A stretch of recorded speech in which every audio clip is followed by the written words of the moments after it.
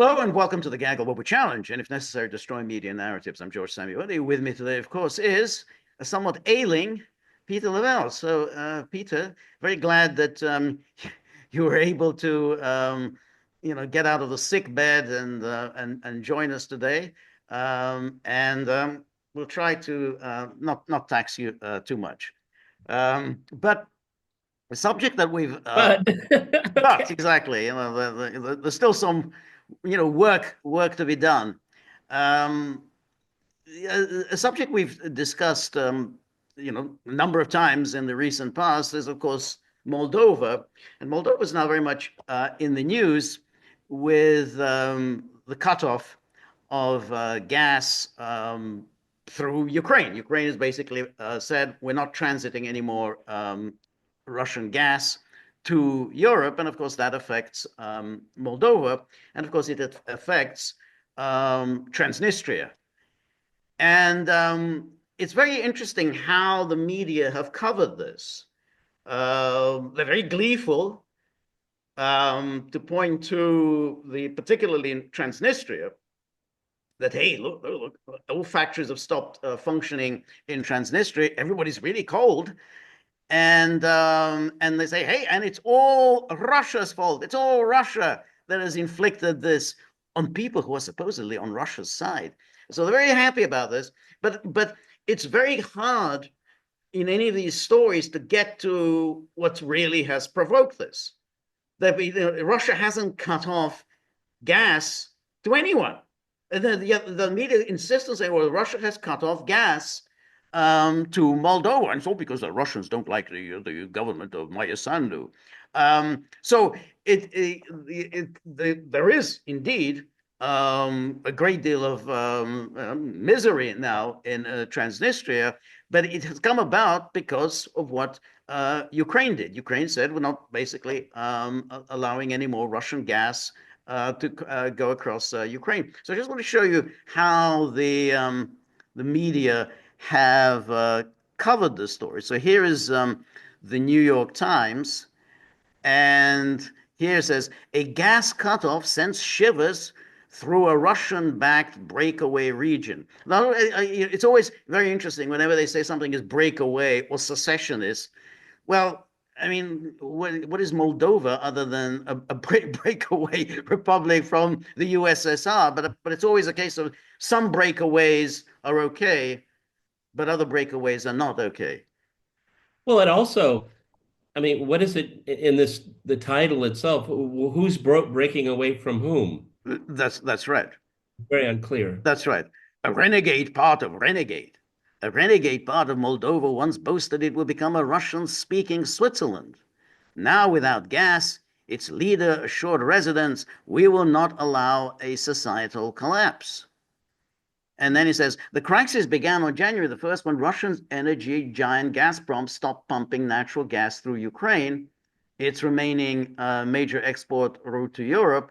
And then after Ukraine refused to renew a 5-year gas transit deal. And you think, well, shouldn't that be Hey, the the first, starting point?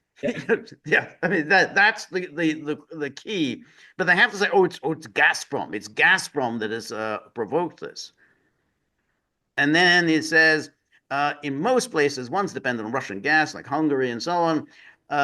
They have alternative supplies, but Transnistria faces an existential crisis. And then they say the prime minister of Moldova, which has long demanded that the region give up its claims of statehood, accused Russia of inducing an impending humanitarian crisis. And you think, well, how does that work? I mean, it's Russia's not said we're going to stop transiting gas. And then says, and then they quote him. He's saying, by jeopardizing the future of the protectorate that it has backed for 3 decades in an effort to destabilize Moldova, Russia is revealing the inevitable outcome for all its allies: betrayal and isolation. And then it says, and then the Times, of course, says, yes, talk about Syria, and says, Russia has shown an increased willingness recently to cut its losses, most notably in Syria, where it stood on the sideline last month as rebels toppled Moscow's closest ally in the Middle East. has nothing to do with Syria. Nothing to do. Exactly. And then you wonder, well, what exactly is Russia supposed to do? I mean, none of the, they're going on and on, but what exactly is Russia supposed to do? And then they say this former deputy prime minister of Moldova says, said that Russia was not yet ready to abandon the region, valuing its use for exerting military and political pressure over Moldova. Well, I haven't seen that for ever. Yes. I mean, Transnistria is being used as a cudgel for regime change in Moldova. This Yeah, is being I made don't. up out of whole cloth. That's right. And then they say, um,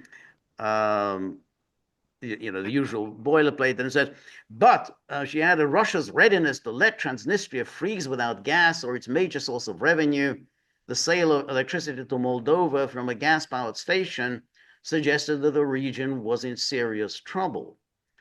And then again, this is the whole model in Transnistria relies on free Russian gas. No free Russian gas, the whole thing collapses.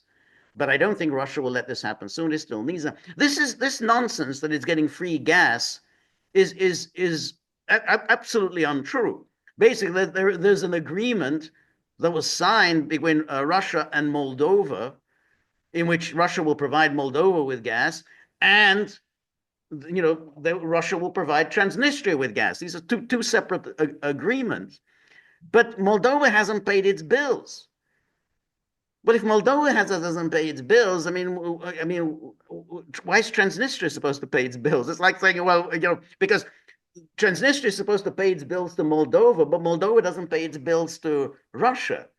I mean, there's something wrong with that model. But again, the media presenting it as if, well, Transnistria is getting free gas. Oh, well, they're getting a free ride. Where's Ukraine in all of this? I mean, Right. Exactly. Where's exactly?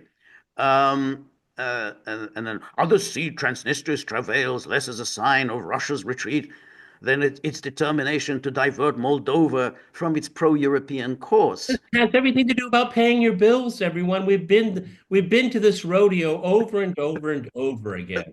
That's right. It is just, and you're kind of waiting. Well, when is it? When are you actually going to get to the subject, which is it's about Ukraine? This whole thing, this crisis came about because of what Ukraine did. And then it says, also cut off from Russian gas, Moldova has over the past week shifted to more expensive alternatives, including electricity from Romania. This saved Moldova from going cold, but doubled the price of electricity for consumers, which could carry a heavy political price for the pro-Western government. That's all that matters. How many times have we already in this short article we heard about this? Oh, this is the pro-Western government, and that's really what the Russians are trying to do. They're trying to overthrow the pro-Western government. No, what this is all about is to wean Europe, in this case Moldova, off of cheap Russian energy and Right. to make them pay for higher prices for it. This is what this is all about. This is not about the cold people in Moldova. No. This is a political victory. Yeah. That's far more important here. That's exactly it. We know Zelensky would not have done this if he hadn't been given instructions. There were the clearly instructions. He does everything on the basis of instructions from Washington, which is okay, stop transiting Russian gas, and that's going to cause problems for Transnistria. It's going to cause problems for Slovakia, and then the countries that are not favorably inclined towards you, and let's say, yeah, great, we're gonna do this. But it was obviously this is part of the American project. It wasn't just Zelensky just one day out of the blue decided he was going to do this. Everyone, we're going into another year of this conflict in Ukraine, but it was only on January 1st, 2025 that they cut the gas. Right. Can anyone explain that? George That, has been very upset about this for years. Okay. that's right. But that's the interesting thing because of course, as we'll see further, when we look at the slides, Moldova hasn't been buying Russian gas now since 2022. Other countries have been providing Moldova with gas. So the only gas that was coming into Moldova was gas that was destined for Transnistria. So that was the point. That's exactly why they did this, because they knew, hey, we cut off the gas, Transnistria isn't going to get the gas. But Moldova from 2022 on has been getting gas from elsewhere. And then again, Russia's goal, blah, blah, is to keep us in a gray zone by getting an election result that will bring to power a different government. Just this. This is like, approaching a last call in a bar Yes, someplace. Some guy's just yelling and screaming. Nobody knows what he's talking yeah, about. that's right. Yeah, He's talking to himself more yeah, than he's self-hatred. right. This has nothing to do with it has nothing to do with this. That's right. Exactly. Um, and then it says a retro police state. Oh, the police state with its own currency and passports and a successful soccer team financed by local tycoons. Transnistria has an expansive security service reinforced by Russians, and it has worked hard to control what people hear about. What's this have to do about gas? Exactly. Oh, it's a police state. Oh, Transnistrian media outlets echoing Russian talking points blame Ukraine. Oh, why? How? Oh no, it's a Russian talking point. They blame Ukraine, the United States, and Moldova's government. That's a Russian talking point for the gas cutoff. Um, Whispers that President Putin might also be to blame are taboo. And then he goes, the media blitz seems to be working. Because Putin would never abandon us, says Grigory Kravatenko, says, asked whether Transnistria might be better off, less aligned with Moscow. He added, we are not for Russia, we are not for Moldova, we are not for Ukraine, we are for ourselves, and we are all suffering. Yes, and I don't have the numbers in front of me because I didn't know we were going to talk about this, but Transnistria's population is extremely diverse. There's a lot of Ukrainians, a lot of Russians, a lot of Right, Moldovans. And they have a kinship protecting their little right, sliver right, that came right, about with the collapse of the Soviet Union. Again, we have the great cartographers of the Soviet era to blame for all of this. right. Um, Well, and of course, those who push for secession, because when you secede, you've got to have all these problems ahead of you. I mean, you can if you're part of some bigger entity, then these problems aren't so stark. But if suddenly you become an independent state, and particularly as the ambition of the Moldovan leaders is to unite with Romania, and everyone knew that that was their ambition is to reunite with Romania, then these people are not going to be happy as being part of Romania. Moldova's Secretary of State for Energy said that before the current crisis, electricity generated in Transnistria had met about three-quarters of his country's demand and provided half of the separatist region's budget. Okay, well, that already tells you they're basically the electricity is coming from Transnistria. So before they start saying, "Oh, it's all free," "Oh, they're getting this for free," well, they're getting they're providing the electricity that's coming from the gas. I mean, is the electricity paid for?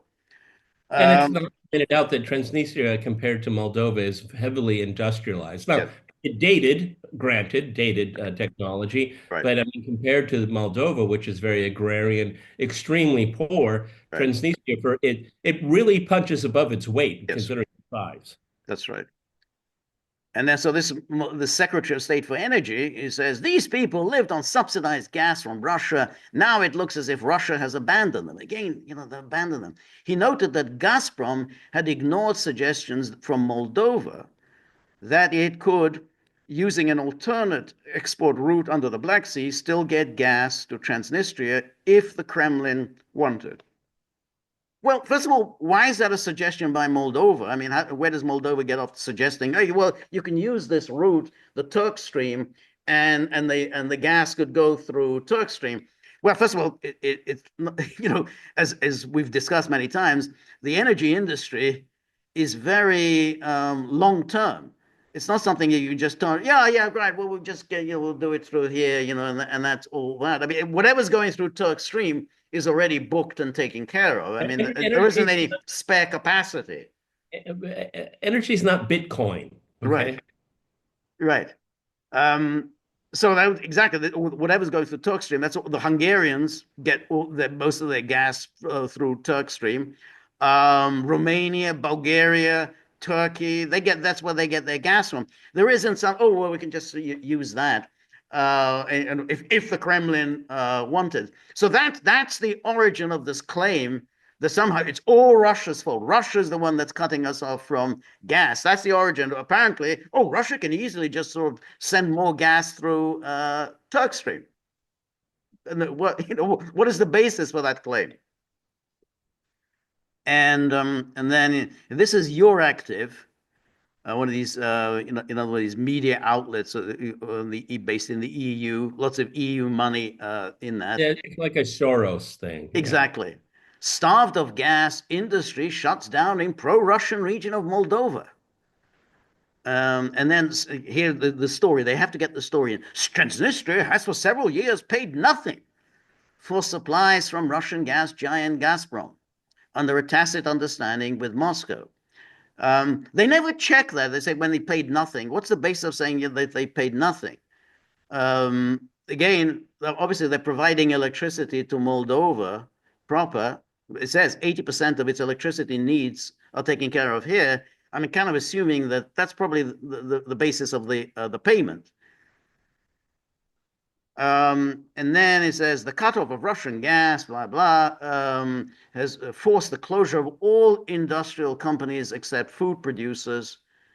The mainly Russian-speaking territory of about 450,000 people, which split from Moldova in the 1990s, has suffered a painful and immediate hit, blah, blah. And then Transnistria has for several years paid nothing for supplies from Russian gas giant Gazprom under a tacit understanding with Moscow. How can you have a tacit understanding with Moscow? It's Moldova Gas is the one that signs these deals with Gazprom. So there isn't any tacit understanding here with Gazprom. It's Moldova that has to pay or not pay, as the case may be, Gazprom. Russia, however, counts the cost of the supplies as foreign debt for Moldova. Yeah, because Moldova is the distributor. Exactly, exactly.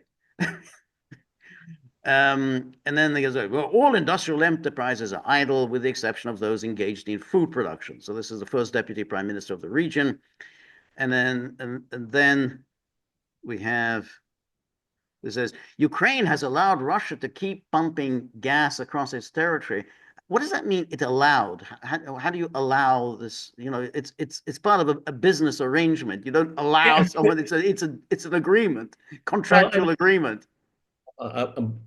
Russia, Ukraine has been collecting transit fees from Yes, Russia. Okay. yes, collecting transit fare. And was earning up to 1 billion a year in transit fees. But Kiev refused to renew a 5-year deal that expired on the 1st of January. So Europe, here, so there's the problem. there's the problem. Exactly. It's always buried. The New York Times didn't even mention that. I mean, it's so buried that they didn't even get to it. But here again, after telling us that it's all Russia's fault, and they didn't pay this Transnistria didn't pay its bills, got it for free. Then they tell us, oh, it's about Ukraine, and Ukraine is basically cutting off the Russian gas. European gas buyers such as Slovakia and Austria had prepared for the cutoff by securing alternative supplies. But Transnistria, despite its ties to Moscow and the presence of 1,500 Russian troops there, has been crippled. And then the leader of pro-Russian Transnistria said the region had gas reserves, could last for 10 days of limited usage. And then he said the main power plant had switched from gas to coal and should be able to supply electricity to residents in January and February. And then Russia has been pumping about 2 billion cubic meters of gas per year to Transnistria, including the power plant, which also provided energy for the whole of Moldova, a country of 2.5 million that wants to join the European Union. There's boilerplate there again. I Again, mean, that's a very deceptive. sentence here because it's Moldova that's making the decision about Transnistria. Right. It's not Gazprom. That's exactly all. That's what the thing about all of these media stories are deliberately cast in a way designed to confuse readers. When to think, oh, it's Russia. That's just simply because they don't like Moldova. They don't like this pro-European, pro-Western Maya Sandu. They've decided to cut them off from gas. It's the end user making decisions. Right. Russia is not the end user. Right. And then Moscow has a long history of gas payment disputes and tense relations with Russia. Uh, Yeah, that's an understatement. the ex-Soviet Republic is trying to cut energy consumption by at least a third and import more than 60% of its needs from neighboring Romania. It's a recipe for disaster. It is. And then Moldova has a long history of gas payment dispute, tense relations, and yes, No, well, Moldova has a long history of not paying its bills. that's right. Just say it. That's right. Exactly. And of course, and we talked about it so many times when they signed those contracts on the spot market. They thought they would make some money. And then, they gambled wrong. I mean, they said, well, we're not paying, but that's the whole point. I mean, if you decide you're gonna do it on the spot market rather than a long-term contract, well, if you gamble wrong, your bill is going to be a lot more expensive. The head of the Moldovan national gas company, said his company had told the gas distribution company in the separatist enclave that he was willing to help purchase gas from European countries to ease shortages. But any gas supplied to the region would have to be paid for at market prices. But that's interesting because Moldova isn't paying anything for this gas, and it's certainly not paying market prices. So you can see, well, the Transnistria said, no, we have to pay market prices, but you don't. So you're going to provide us with gas, charge us market prices when you essentially get it for free. And then this is Balkan Insight. But isn't that, that's again a shenanigan. I mean, Right. you can dress it all up about Moldova's EU ambitions. Now, there's a small cabal of people say, "Hey, this crisis is an opportunity. Well, now we can make them pay, and we're Exactly. going to pocket the difference." Okay, That's but right. we're worried about the Moldovan people going cold and all that. That's No, right. but it's like, hey, maybe if we pull it off for a half year, I mean, that's some Right. nice pocket change. That's That's right. what this is about. Of course it is. Of course it is. And above all, they want to coerce Transnistria and force them into integration into Moldova. And obviously, the Transnistrians are not too happy with that. So here we have Balkan Insight. Cold War, Moldova's breakaway Transnistria freezes amid Russian gas cutoff. And Russian. then it says, although Russia has the technical possibility to continue to send gas to Moldova through the Trans-Balkan gas pipeline via Turkey, Bulgaria, and Romania, Gazprom has refused to do so. How do you know this? I mean, they're all making this assertion. It has the technical possibility. And then, Ukraine cuts itself off. It says, no, we're not transiting anymore. But apparently, you just turn on a switch and there's some extra gas coming through this Turk Stream pipeline. Well, everyone, this is not about technical possibility. The story is unpaid debts. Right. That's what the story is about. Why are That you focusing on this? Is a red herring. it is a red herring, but again, Russia hasn't cut off Moldova. It hasn't said you're not going to get gas from us because you haven't paid your debts. I mean, it's basically that's it. Ukraine hasn't is not willing to allow gas to go across its territory. So we don't know whether Turk Stream has any extra capacity. I would doubt it, particularly if now Slovakia and Hungary, and Austria, all of whom are being provided through Turkstream. Yeah, and capacity isn't something that well, George, what is the capacity this afternoon? Right. It doesn't work that Right. way. I Right. mean, it works like over a 5-year Oh, yeah. period, capacity is that's George has already mentioned. That's long-term contracts. right? Okay. It's not like, let's see how much it costs at 3 o'clock in the afternoon. It doesn't work that way. Doesn't no. Um, this is guy, and then it says analysts in Chisinau believe that Russia is using the expiry of the gas transit contract with Ukraine to put pressure on Moldova. So it cause public discontent and disrupt its route towards eventual European Union membership away from Moscow's influence. So, It's so exhausting. it is exhausting, yes. And then we have, and then he says, from 2006 until 2024, Russian gas deliveries to Moldova, including the Transnistrian region, were based on two agreements. Under a contract signed with Gazprom in 2006, Moldova Gas supplied gas to Tiraspol Transgas, the Transnistrian energy company, from 2007 to 2011. Both parties renewed the agreement annually until 2019, and they extended it from October 2021 until 2026. And then a second contract between Moldova Gas and Tiraspol Transgas, signed in 2011, stipulated the conditions for delivering Russian gas to Transnistria. The most recent contract, signed between Gazprom and Moldova Gas, signed in October 2021, covering the next 5 years to 2026, obliged the Russian company to supply Moldova with 3.3 billion cubic meters a year. Of this, 1.24 billion cubic meters would go to Moldova proper, and 2.06 billion to Transnistria. So this was part of a deal. This is the amount that's going to go to Transnistria. Yeah, well, I mean, okay. I'll take it at face value that this is true. Yeah, these numbers exactly. Yeah, yeah. At face value. But what's really important, what is really missing here, at what cost? Right.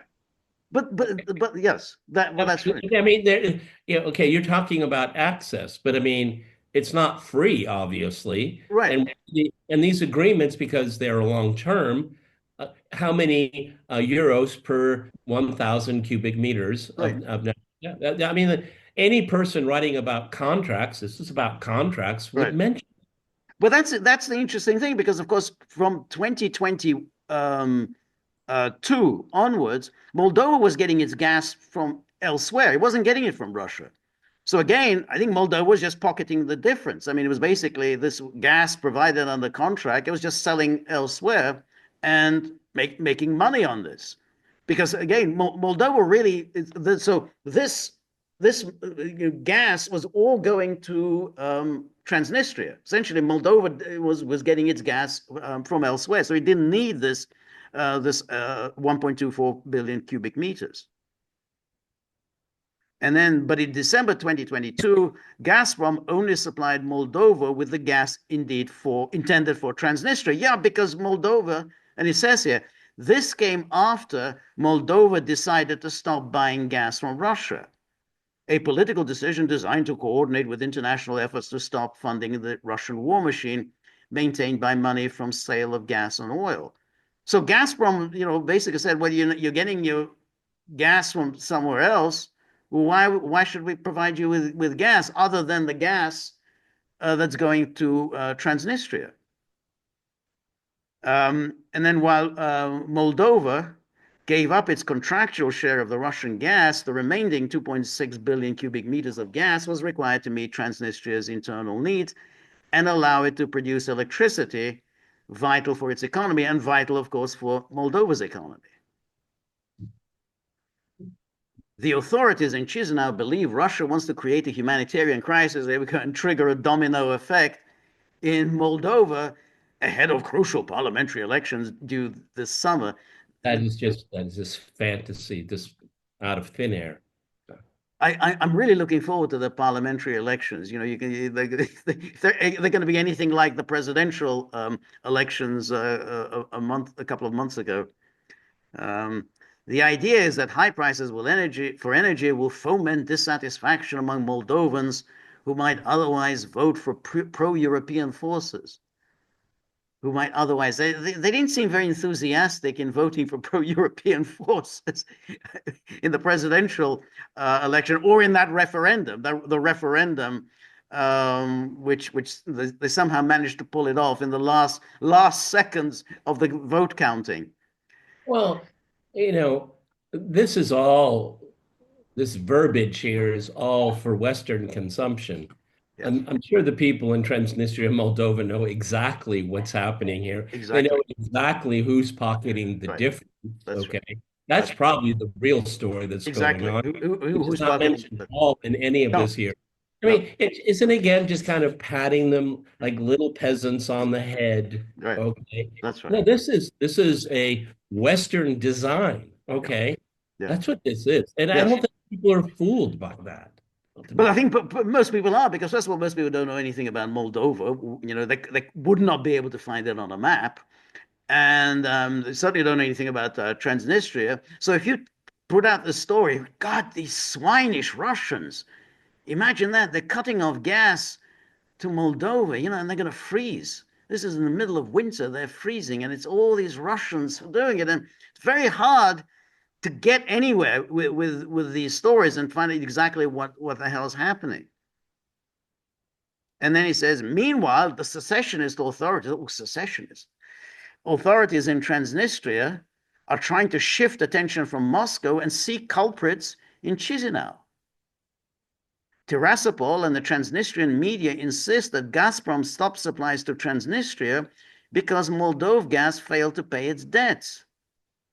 They also Fact claim check, that please. Fact check, please. exactly, you know, that's right. They also claim that Chisinau did nothing to persuade Kiev to extend the gas deal.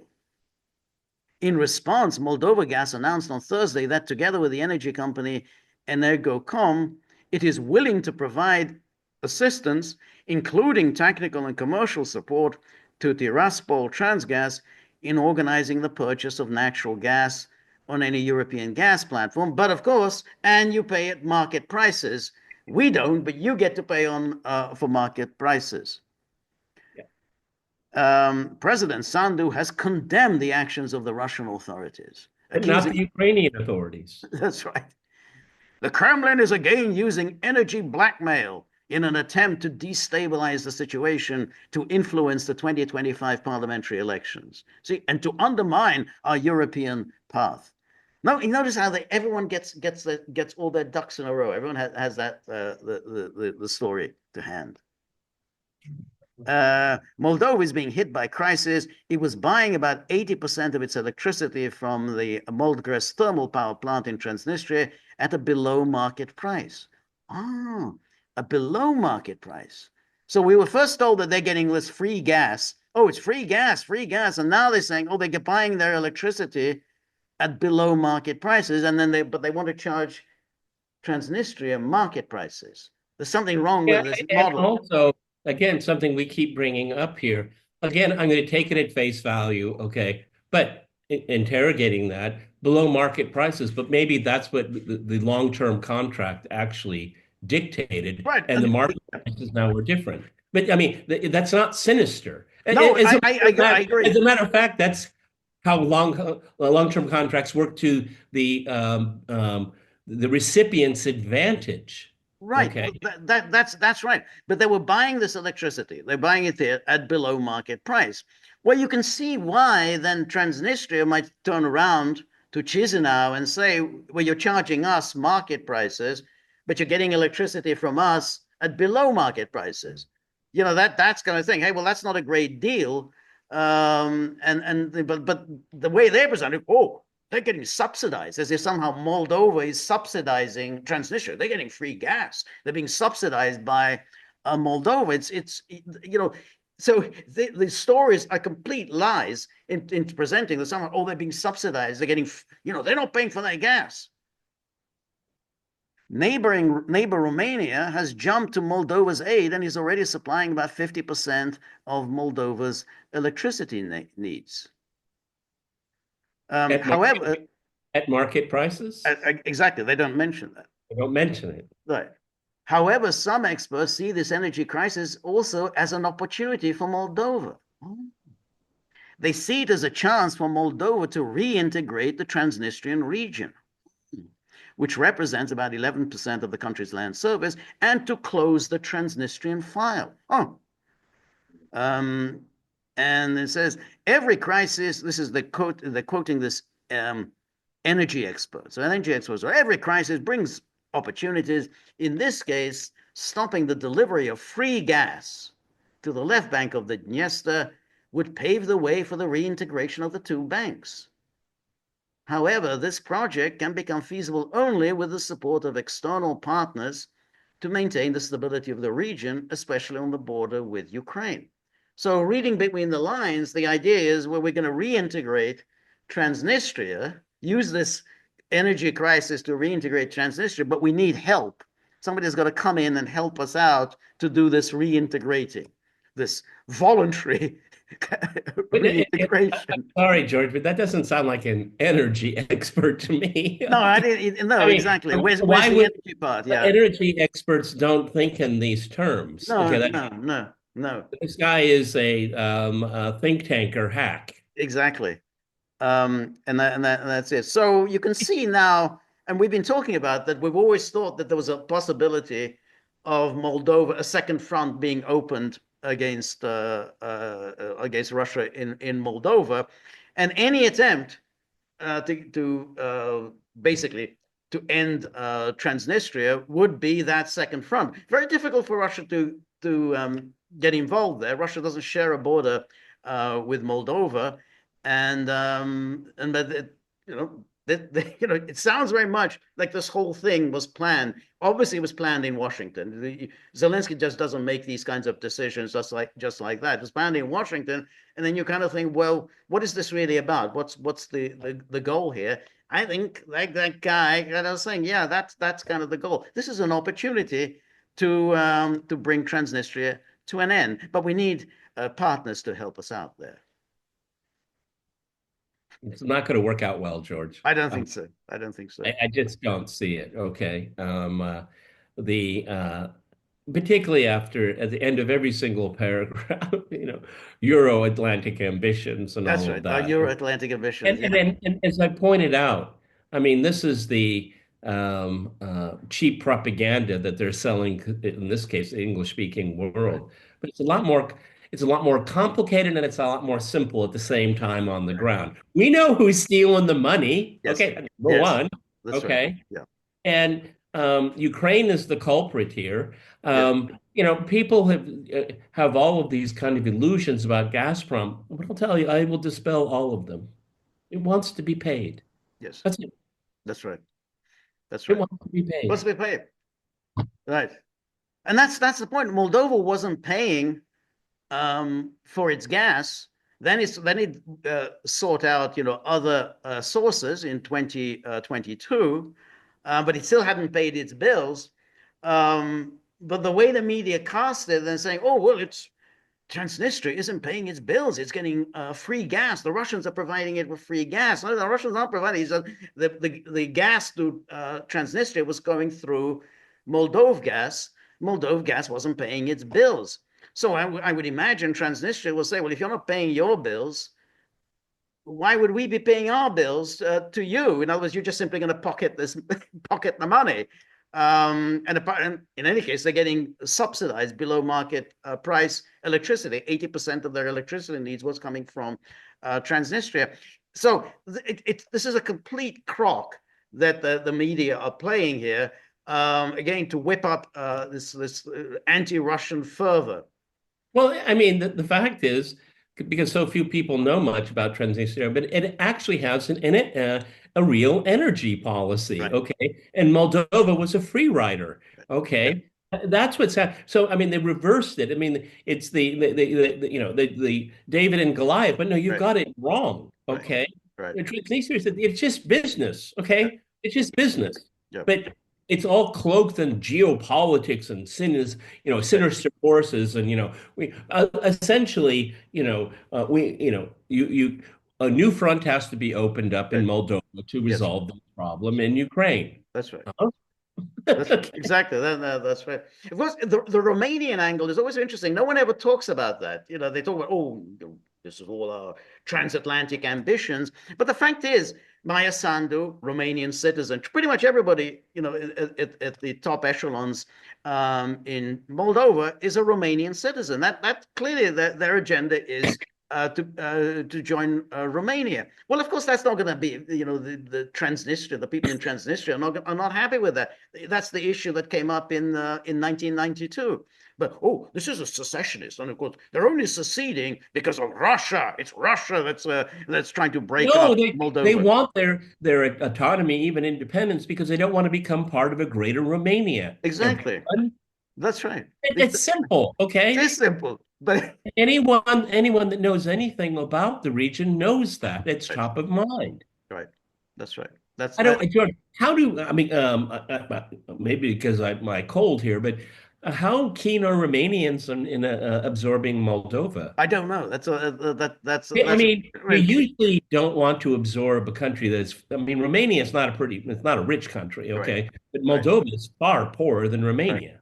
That's right. That's right. But after all, they did have territorial claims on Moldova, and it was incorporated by Stalin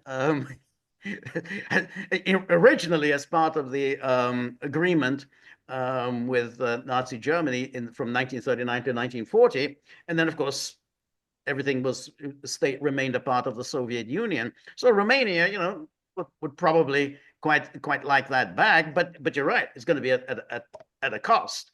So anytime you absorb a much poorer territory, somebody's going to have to pay for it. I mean, not every country is like West Germany was when it absorbed East Germany. That was expensive. Yeah, that was very expensive, very very expensive. But that was West Germany. So I don't know whether how Romania is going to cope with it, but yeah. But either way, it's not at all for if you're in Transnistria, that's not a good deal. That's not something that they would particularly want to. But what is important is what you said. It's an industrial hub. So as an industrial hub, absolutely, Romania would want that. That's where you have the big factories. That's where you produce stuff. Yeah, and it's been quite a while. I mean, like I pointed out, it's a very diverse population in Transnistria, and what they were saying is, look, we're a success, even though we're isolated.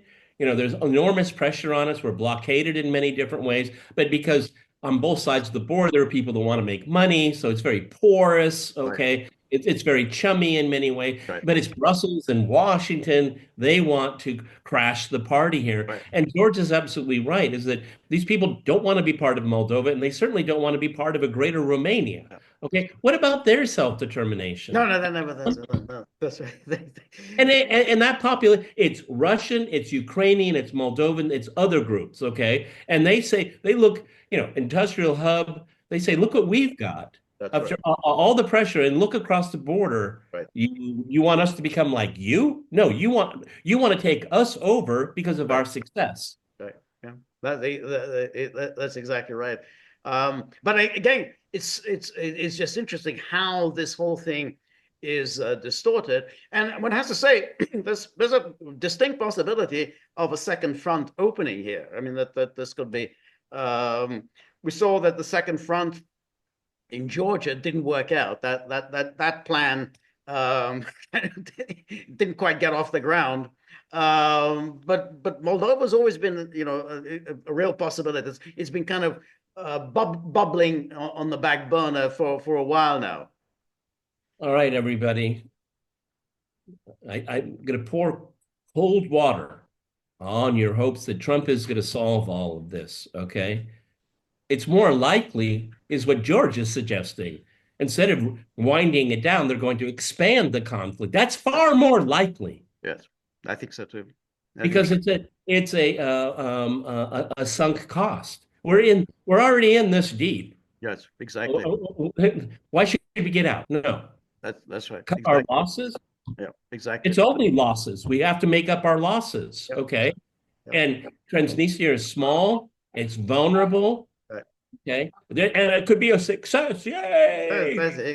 Exactly. Yeah. Yeah. And as an added bonus, you're going to be buying your LNG from us, which is Trump has already said that the Europeans had better start buying all their liquefied natural gas from the United States, or else we're going to start thumping you with tariffs. So, and it's a kind of a double win for the Americans. We can bring this whole Transnistrian thing to an end, open up a second front against Russia, and we get to sell our liquefied natural gas. So it's a good deal all Oh, around. who's politicizing energy? Exactly. Yeah. All right, everybody. Um, Save this space. I mean, I don't know any other people talking about this. I No. think periodically we keep coming back to this. Okay, so it's file this one away because there are dark clouds on the horizon. These people they're not going to give up. No. They're going to drag other people in. Okay, Yeah. and there's nothing really Trump can do about it. Sorry, everyone. Yeah. Exactly right. Yeah. Yeah. All righty. Save this space to be continued. This is Gaggle with Peter and George. We're on Locals. So please go to thegaggle.locals.com. This is Sunday. We're doing our final wrap here. Tomorrow we have a live stream. Live stream, 10 a.m. Eastern time. Please join us. It'll be the first live stream of the new year, or at least the first joint live stream. I did some live streams in the past week. So our first joint live stream tomorrow, 10 a.m. Eastern time. Come with comments, observations, and questions. We love good, challenging questions. We love to be stimulated. And then on Tuesday, 3 p.m. Eastern time, I do my solo live stream. And then we got to think about the dog situation because they're getting very agitated. They're saying, look, 2025 had better be a lot better than 2024. Otherwise, there's going to be trouble. If you have a few bob in your pocket, a few bob lying around, a few bob behind the sofa cushions, whip them out, dunk whatever you got, dunk them into the tip jar. Because they're not in a good mood. We're very grateful for all of your help, friendship, and support. The more you're able to donate, the more of these videos we can make, the more we can improve on the technology, and above all, we're going to be able to cope with these ferocious hounds during these bitterly cold winter months. So remember, if you like the gaggle, please like, share, and subscribe. See you soon. Bye-bye.